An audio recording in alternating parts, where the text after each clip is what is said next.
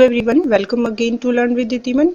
तो आज हम करेंगे सामाजिक अध्ययन की शिक्षण विधियों के कुछ प्रश्न। तो देखते हैं कि आप कितने प्रश्नों का आंसर सही दे पाते हैं। स्टार्ट करते हैं। निम्न में से कौन सा कथन वर्कशॉप के हिसाब से सही है?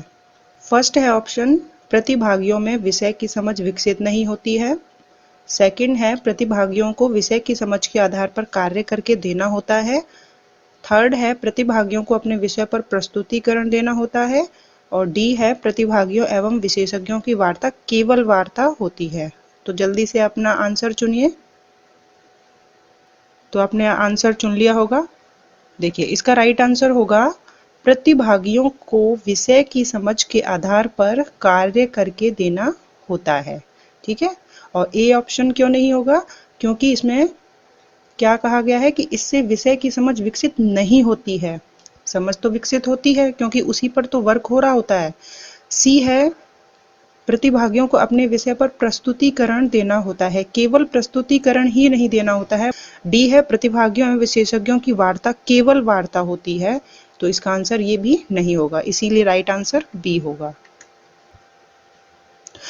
देखिए, क्वेश्चन नंबर सेकंड, समवर्ती घटनाएं एवं विवादास्पद विषयों पर सभी विद्यार्थियों के विचारों को आमंत्रित करते हुए अंत में परिचर्चा हेतु कक्षा के सामने रखना क्या कहलाती है? तो फटाफट से अपना आंसर सोचिए। मस्तिष्क उद्दीलन व्यूहरचना, समस्या समाधान विधि, प्रायोजना विधि या व्याख्यान विधि? तो हम लोग जो विधियां हैं उनको कर चुके हैं, तो फटाफट से अपना आंसर बताइए। आपने अपना आंसर चूज कर लिया होगा। तो इसका राइट आंसर होगा मस्तिष्क उद्दीलन व्यूहरचना, क्योंकि इसमें क्या होता है कि विद्यार्थियों के जो विचार होते हैं उनको आमंत्रित किया जाता है, चाहे वो विचार किसी भी तरीके के हों, और कक्षा के सामने जो है वो प्रस्तुत किया जाता है। समस्या समाधान विधि में एक समस्या होती है जो शिक्षक द्वारा दी जाती है, उसका समाधान जो है वो बालक खोजते हैं। प्रायोजना विधि, इसके अंतर्गत ये क्या है, एक प्रोजेक्ट कार्य होता है और जिसमें छात्रों को कार्य की योजना को संपन्न करने के लिए उन्हें सौंपा जाता है कि आपको ये योजना दी जा रही है और इस योजना के अकॉर्डिंग आपको कार्य करना है। व्याख्यान विधि, इसमें जैसे कि लेक्चर मेथड होता है, तो इसका आंसर क्या होगा? ए। नेक्स्ट देखते हैं। क्वेश्चन नंबर थर्ड है, राष्ट्रीय पाठ्यक्रम रूपरेखा 2005 में सामाजिक अध्ययन में निम्न में से किन मुद्दों को शामिल करने की अनुशंसा की गई है? तो बताइए, चार ऑप्शन है आपके। लैंगिक मुद्दों को, केवल किशोरों के मुद्दों को, सी ए और बी दोनों, या सभी स्तरों के विद्यार्थियों के लैंगिक एवं स्वास्थ्य संबंधी मुद्दों को। तो अच्छे से क्वेश्चन को पढ़िए और क्वेश्चन में क्या पूछा गया है और अपना आंसर टिक कीजिए। इसका सही उत्तर होगा सभी स्तरों के विद्यार्थियों के लैंगिक एवं स्वास्थ्य संबंधी मुद्दों की अनुशंसा की गई है, क्योंकि ए ऑप्शन में लैंगिक मुद्दों को, यानी कि ये भी एक पक्ष की बात कर रहा है कि केवल लैंगिक मुद्दों को, बी ऑप्शन में तो स्पष्ट दिखाई दे रहा है कि केवल किशोरों के मुद्दों को, और सी ए और बी नहीं हो सकता, इसलिए हमारा आंसर जो होगा वो डी होगा। तो आप लास्ट में बताइएगा आपके कितने आंसर राइट हुए। निम्न में से अच्छे शिक्षण की प्रकृति नहीं है, यहाँ पर नहीं शब्द को ध्यान दीजिएगा। फर्स्ट है, शिक्षण संबंध स्थापित करता है, शिक्षण पूर्व क्रियावस्था है, शिक्षण एक प्रतिक्रियात्मक प्रक्रिया है, या शिक्षण एक उद्देश्य प्रक्रिया है? तो बताइए इसका क्या होगा राइट आंसर। देखिए, इसका राइट आंसर होगा कि शिक्षण जो है वो पूर्व क्रिया अवस्था है। यहाँ पर नहीं शब्द पूछा है, शिक्षण पूर्व क्रिया अवस्था नहीं है, यह होना चाहिए था, लेकिन यहाँ पर शिक्षण पूर्व क्रिया अवस्था है, यह दिया हुआ है। फर्स्ट बिल्कुल सही बात है। शिक्षण की प्रकृति, शिक्षण का नेचर कैसा होता है? एक तो यह संबंध स्थापित करता है सभी विषयों से, सी है कि यह प्रतिक्रियात्मक प्रक्रिया है, और डी है कि यह इसका एक उद्देश्य होता है। नेक्स्ट देखते हैं। गेस्टाल्ट मनोविज्ञान के विपरीत सिद्धांत है। फर्स्ट है क्रियाशीलता का सिद्धांत, सेकंड है चयन का सिद्धांत, थर्ड है पुनरावृत्ति का सिद्धांत, या डी है विभाजन का सिद्धांत? तो अब जिसने गेस्टाल्ट की थ्योरी पढ़ी है वो तो इसका आंसर दे देगा। तो इस तरीके के प्रश्न जो है वो आपके शिक्षण विधियों में भी पूछे जाते हैं थ्योरी से रिलेटेड। तो इसका राइट आंसर होगा विभाजन का सिद्धांत। सबसे फर्स्ट कि गेस्टाल्ट मनोविज्ञान क्या कहते हैं, वो कहते हैं कि हमेशा समग्र से अंश की तरफ जाया जाता है, ठीक है, संपूर्ण से अंश की तरफ। फर्स्ट है क्रियाशीलता का सिद्धांत, यह इसके गेस्टाल्ट मनोविज्ञान का सिद्धांत के अंतर्गत आता है। चयन का सिद्धांत भी आता है और पुनरावृत्ति का सिद्धांत, लेकिन विभाजन का सिद्धांत नहीं आता है, क्योंकि गेस्टाल्ट मनोविज्ञान का कहना है कि हमेशा संपूर्ण से अंश की तरफ जाते हैं। सबसे पहले संपूर्ण की नॉलेज होती है और उसके बाद अंश यानी छोटे छोटे टुकड़ों पर जाया जाता है, और डी ऑप्शन जो है वो इसके विपरीत है। क्वेश्चन 6, सामाजिक अध्ययन के अध्यापक को विषय वस्तु के साथ ज्ञान होना चाहिए। शिक्षण विधियों का, शिक्षण तकनीकी का, इनमें से कोई नहीं, या ए और बी दोनों। तो इसका आंसर चूज करिए। हम कई बार इसको हम पढ़ भी चुके हैं, तो ये आंसर जो है वो किसी का भी रॉन्ग नहीं होना चाहिए कि जो डी ऑप्शन है ए और बी दोनों, यानी शिक्षण विधियों का और शिक्षण तकनीकी का, इन दोनों का ही ज्ञान होना बहुत जरूरी है। नेक्स्ट क्वेश्चन है क्वेश्चन नंबर 7, करके सीखने पर बल दिया जाता है। करके सीखने पर बल दिया जाता है, ऑप्शन ए है सूत्र विधि, प्रत्यक्ष विधि, भाषा संसर्ग विधि या प्रदर्शन विधि।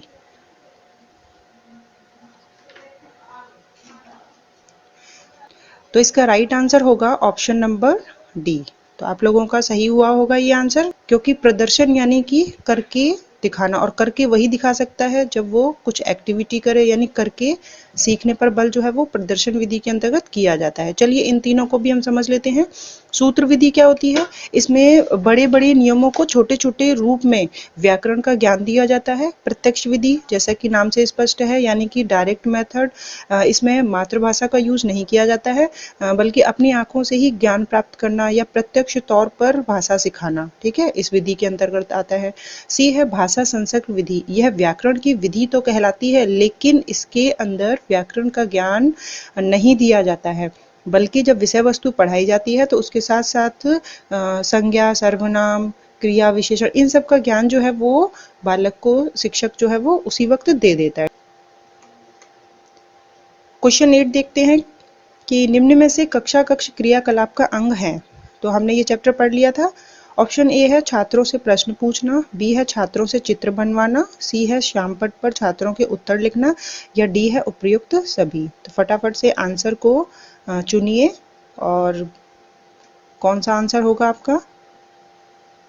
चलिए इसका आंसर होगा उपयुक्त सभी, क्योंकि एक क्लासरूम में जो एक्टिविटी होती है उसमें प्रश्न भी पूछे जाते हैं, चित्र भी बनवाए जाते हैं, और श्यामपट्ट पर, ब्लैक बोर्ड पर छात्रों के आंसर भी लिखे जाते हैं।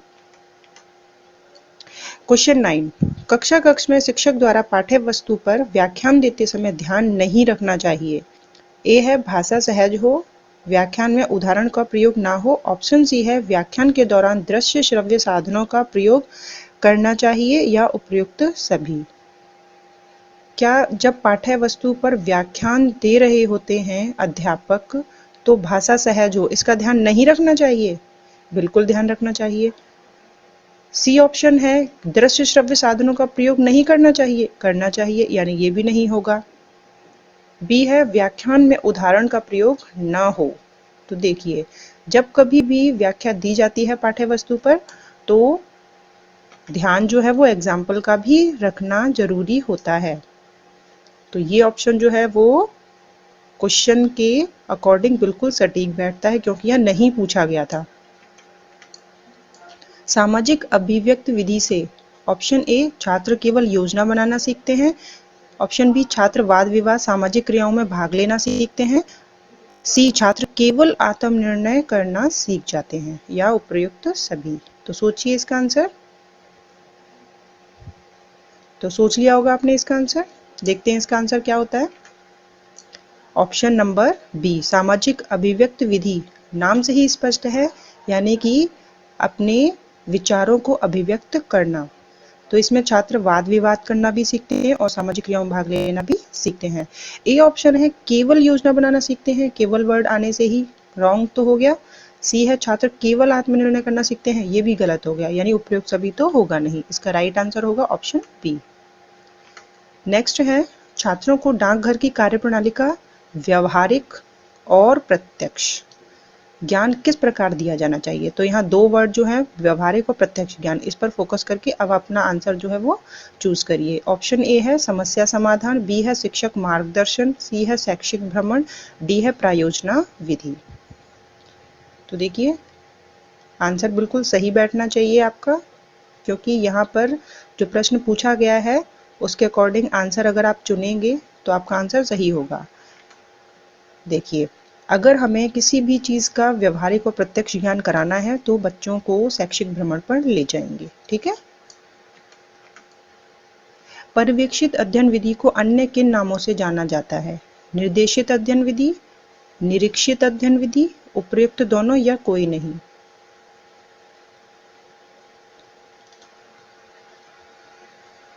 इसका सही आंसर होगा निरीक्षित अध्ययन विधि, क्योंकि पर्यवेक्षित अध्ययन विधि के अंतर्गत शिक्षक जो है वह सिर्फ निरीक्षण कर रहा होता है जब छात्र कार्य में लगे होते हैं, तो वह कोई निर्देश नहीं देता है। तो इसका मतलब आंसर जो है वो ऑप्शन बी होगा। कक्षा में विद्यार्थियों के अर्जित ज्ञान की परीक्षा लेने हेतु कौन से प्रश्न पूछे जाते हैं?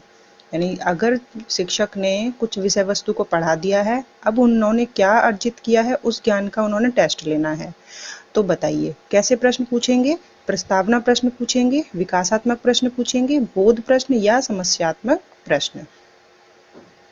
तो यहाँ पर ए ऑप्शन तो पहले से ही गलत हो जाता है, क्योंकि यहाँ स्टार्टिंग में जो प्रश्न पूछे जाते हैं वो तो उनके पूर्व ज्ञान से रिलेटेड होते हैं। तो यहाँ पर प्रश्न में भाषा देखिए इसकी, अर्जित ज्ञान की परीक्षा, क्या अर्जित किया है इसकी ज्ञान की परीक्षा ले रहे हैं। तो इसका आंसर होगा बोध प्रश्न। बोध का अर्थ होता है जानना, यानी उन्होंने क्या जाना। तो आंसर होगा ऑप्शन नंबर सी। नेक्स्ट है दृश्य श्रव्य उपकरण की आवश्यकता क्यों है? क्यों होती है दृश्य श्रव्य उपकरणों की? फर्स्ट है निष्क्रिय ज्ञान से बचने के लिए, बी जिज्ञासा बढ़ाने के लिए, सी मानसिक शक्तियों के विकास के लिए या उपयुक्त सभी।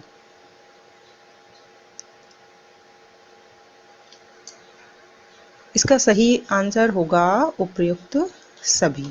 अब ऑप्शन ए को देखिए, इसमें कंफ्यूजन हो सकता था बच्चों को, क्योंकि अगर उन्होंने ये जो शब्दावली है यही समझ में अगर ना आए तो निष्क्रिय ज्ञान यानी कि एक्टिव ना होना। तो अगर दृश्य श्रव्य उपकरण उपलब्ध कराए जाते हैं बच्चों को तो बच्चे तो एक्टिव होके ही ज्ञान अर्जित करते हैं, तो ये तो गलत हो गया। निष्क्रिय ज्ञान से बचने के लिए नहीं बल्कि सक्रिय ज्ञान के लिए ही दृश्य श्रव्य उपकरण का उपयोग किया जाता है। क्यूरियोसिटी बढ़ाने के लिए बिल्कुल किया जाता है, मानसिक शक्ति के विकास के लिए किया जाता है, इसीलिए सभी ऑप्शन राइट होते हैं। आज का लास्ट क्वेश्चन है समस्या समाधान विधि से डैश सामाजिक समस्याओं को हल करना सीखते हैं, तथ्यों का संग्रह करना सीखते हैं, तथ्यों को व्यवस्थित करना सीखते हैं या उपयुक्त सभी। तो बताइए इसका आंसर क्या होगा? सोचिए इसका आंसर फटाफट।